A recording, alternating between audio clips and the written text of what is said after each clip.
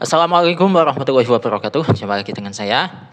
Nah, pada kesempatan kali ini saya ingin, ya sebenarnya saya sudah pernah sih ngupload video tentang pembahasan i'rab fasal tentang riba ya. Cuman lagi-lagi karena ketika saya lihat lagi videonya ada kesalahan, makanya video kali ini merupakan revisinya. Ya, nanti yang versi sebelumnya saya hapus saja gitu ya. Langsung saja kita mulai. A'udzubillahi minasyaitonirrajim. Bismillahirrahmanirrahim. Qala al-musannifu rahimahullah ta'ala wa nafa'ana bihi wa bi ulumihi wa bi ulumi sa'iri shalihin wa bi ulumi masyayikhina fid dharain amin ya rabbal alamin. Faslun fi riba. Fasal ini menjelaskan tentang riba, yang mana penulisan riba itu bi alifin maqsuratin, dengan alif maqsurah. Lugatan aziyadatu. Secara bahasa riba berarti tambahan.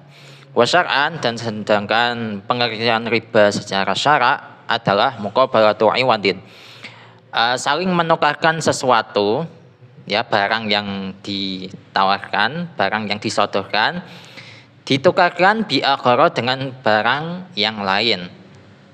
Majhuli tamasuli, yang mana barang lain ini tuh tidak diketahui persamaannya fi mi'yari syar'i, dalam pandangan syarak atau menurut standarisasi syarak, yang mana itu semua terjadi halatal akdi, ketika melaksanakan akad atau di dalam akad.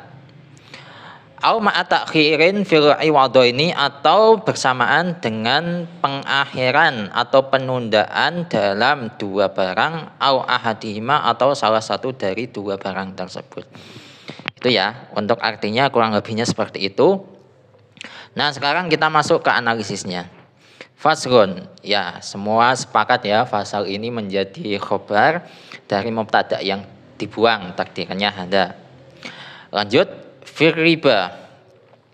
Fasal pembahasan tentang riba. Fir riba ini merupakan jar majrur, huruf jarnya fi, majrurnya adalah lafadz ar-riba. Kemudian bi alifin maksuratin. Nah, bi alifin ini kan jar majrur ya, jelas. Nah, cuman di sini bi alifin itu menjelaskan kondisi dari lafadz ar-riba, ya kan? Sehingga bi alifin di sini saya jadikan sebagai hal yang berupa syibih jumlah, ya. Dan di sini juga pas. Jadi kalau ada kaidah jumlah yang terletak setelah isim ma'rifat itu ditertib sebagai hal, maka kasusnya di sini, yang kasus ini saja ya, adalah syibih jumlah ini terletak setelah isim ma'rifat. Maka syibih jumlah yang ini, khusus yang konteks ini loh ya, saya nggak bahas konteks yang lain. Di sini posisinya sebagai hal, gitu ya. Kemudian maksuratin adalah sifat atau naat dari lafadz alifin, ya. Jadi kalau kita perhatikan untuk nama-nama huruf hijaiyah, alif, ba, ta, sa, ya, jim, ha, ho, dan seterusnya, itu semuanya mu'annas. Contoh lainnya seperti kaf. Kaf, penulisan kaf, kaf, alif, terus fa, itu tetap dihukumi mu'annas karena dia termasuk dalam nama huruf hijaiyah, gitu ya. Selanjutnya lugatan. Nah, lugatan ini kita semua sepakat kalau menurut versi yang banyak dibahas di pondok pesantren, lugatan posisinya sebagai, sebenarnya bukan posisi sih, menjelaskan kondisinya itu mansub binazil khafdi, dibaca nasab karena membuang huruf jar ya, asalnya fi lugatin ya. Tapi lagi-lagi kalau kita merujuk ke kitab seperti Al-Mu'jam Al-Mufassal fil i'rab ya, di kitab itu dijelaskan bahwa lafadz lugatan dan termasuk syar'an nanti ya, itu posisinya sebagai hal ya, sebagai hal. Lugatan ing dalam tingkah bahasa. Jadi lafadz ar-riba itu kalau dilihat dari kondisi secara kebahasaan ya, kalau diartikan kurang lebihnya seperti itu, gitu ya. Nah, terserah kalian mau pilih yang mana. Aziyadatu.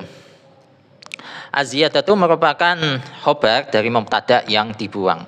Jadi takdirannya ar-riba lugatan aziyadatu, atau bisa juga lafadz ar-riba diganti ke bentuk dhamir. Jadi huwa lugatan aziyadatu, gitu ya. Jadi lafadz ar-riba itu mudzakkar ya, bukan muannas. Karena kalau kita lihat di matanya, wa riba haramun wa innama yakunu fid dhabi. Jadi wa innama yakunu, yakunu ini fa'ilnya, bukan fa'il, isimnya yakunu itu adalah dhamir mustatir. Nah, dhamir mustatir takdirannya huwa dan huwa ini kembali ke lafadz ariba. Itu ya. Jadi bisa ariba lugatan aziyadatu atau huwa lugatan aziyadatu. Ya. Aziyadatu khobar dibaca rafa, jelas.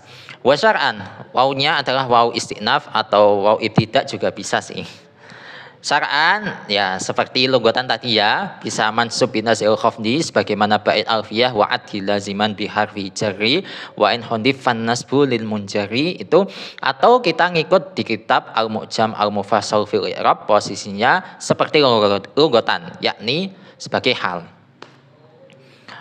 Muqabalatu iwadin ini juga sama posisinya sebagai khobar dari mubtada yang dibuang. Bisa wariba syar'an muqabalatu iwadin atau wahwa syar'an muqabalatu iwadin. Ya. Muqabalatu iwadin adalah khobar yang di sini berupa idhofah, muqabalatu sebagai mudhof, iwadin sebagai mudhof ilaih. Muqabalatu singgutnya ya masdar dari qabala yuqabilu muqabalatun. Kalau dibaca nasab ya muqabalatan. Iwadin adalah mudhof ilaih. Ya, selamanya dibaca jar berupa isim mufrad. Selanjutnya bi akhara. Bi akhara di sini jar majrur ya. Huruf jarnya ba, majrurnya adalah lafadz akhara. Nah, ini asalnya lafadz akhara ini membuang mausuf atau man'ut dan menyisakan na'at atau sifat. Jadi pembuangan man'ut itu bisa ya, sebagaimana bait terakhir dari pembahasan na'at di kitab Alfiyah, wa ma minal man'uti wan na'ti ukil yajuzu hadfuhu wa fin na'ti yakil. Yang paling banyak itu pembuangan man'ut atau mausuf, sedangkan untuk pembuangan na'at atau sifat itu sedikit kasusnya. Nah, di sini yang dibuang adalah mausuf atau man'ut. Jadi muqabalatu iwadin bi iwadin akhara gitu ya. Kemudian berhubung man'ut atau mausufnya ini dibuang, menyisakan na'at atau sifat. Nah, na'at atau sifat inilah yang kemudian menempati i'rab atau posisi dari man'utnya atau mausufnya yang dibuang, gitu ya. Nah, di sini lafadz akhara emang tanda jarnya menggunakan fathah karena akhara itu merupakan sifat yang mengikuti wazan af'alu. Dan ini termasuk salah satu dari isim ghairu munsharif. Ya, sebagaimana bait alfiyah wa wasfun asriyun wa waznu af'ala mamnu'a ta'nisin bita ka ashala. Itu bait untuk bab malayan sorifnya. Kemudian untuk bait yang menjelaskan bahwa isim ghairu munsharif itu selama tidak kemasukan al dan selama tidak dimudhofkan lagi, maka tanda jarnya menggunakan fathah sebagaimana bait alfiyah wa jura bil fathati malayan sorif malam yudhaf au yakub ba'da al ratif. Gitu.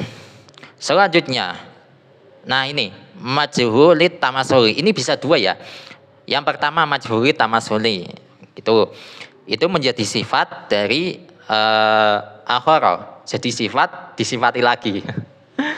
Gitu ya. Karena akhara sudah menepati posisi atau i'rab dari mausuf atau man'ut yang dibuang gitu ya. Jadi majhulit tamasuli. Ya. Akhara itu nakirah, ya kan, nakirah. Sedangkan majhuli tamasuli ini memang kelihatan seperti isim ma'rifat, tapi sebenarnya ini menunjukkan nakirah. Jadi ini pernah saya bahas ya. Jadi mausufnya itu nakirah, tapi sifatnya itu ma'rifat. Tapi sebenarnya enggak itu. Sifatnya di sini itu tetap nakirah. Jadi yang dilihat itu lafadz pertamanya yang majhulinya itu. Majhuli itu kan nakirah. Yang atamasulinya itu tidak dilihat. Pembahasan ini sudah pernah saya jelaskan ya. Silakan lihat di pojok kanan video ya. Itu pernah saya bahas mengenai ini. Itu yang versi pertama. Atau versi yang kedua ini menjadi na'at sababi ya. Bi akhara majhulin. Ya, majhulin itu menjadi sifat dari akhara. Kemudian at-tamasulu. Nah, at-tamasulu ya bacanya menjadi naibul fa'il dari majhulin ya. Majhulin yang tidak diketahui at-tamasulu apa persamaannya gitu. Naibul fa'il karena terletak setelah isim maf'ul, dan isim maf'ul itu punya amal sebagaimana fi'il mabni majhul. Gitu ya.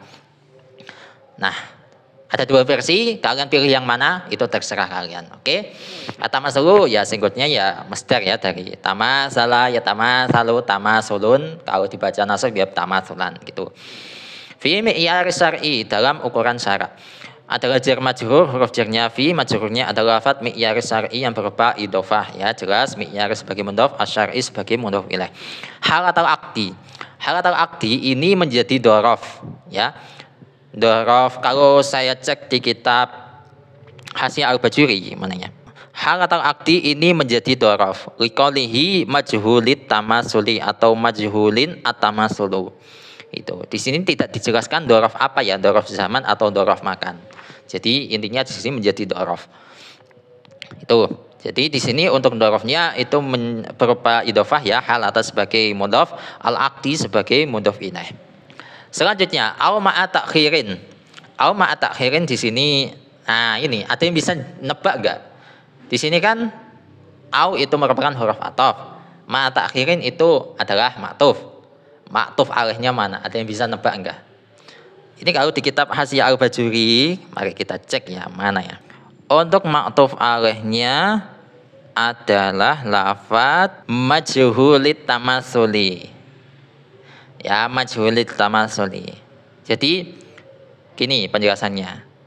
Yang pertama, definisi riba adalah muqalabatul iwadin bi akhara majhulit tamasuli atau majhulin at-tamasulu. Kemudian yang kedua, au ma'a ta'khirin takdirannya au muqabalatu iwadin bi akhara ma'a ta'khirin fil iwadaini au ahadihima. Gitu. Takdiran di kitab Hasyiah Al-Bajuri ya, ini versi PDF. Gitu ya.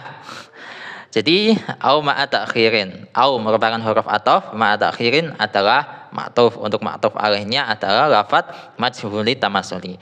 Di sini ma'a ta'khirin di sini berupa idhofah, ma'a sebagai mudhof, ta'khirin sebagai mudhof ilaih. Ma'a sekali lagi saya pertegas bukan huruf jar. Ya, tidak ada huruf jar ma'a. Gitu.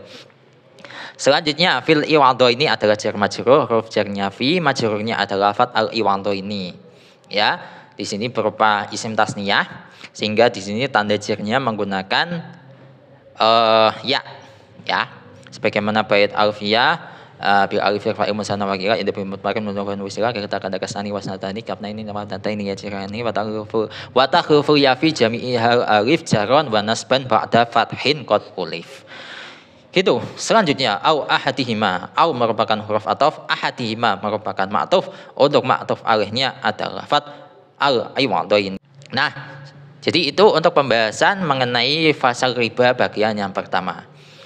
Wallahu a'lam bishawab. Semoga ini bermanfaat untuk kita semua dan insya Allah kita akan melanjutkan fasal riba di kesempatan selanjutnya.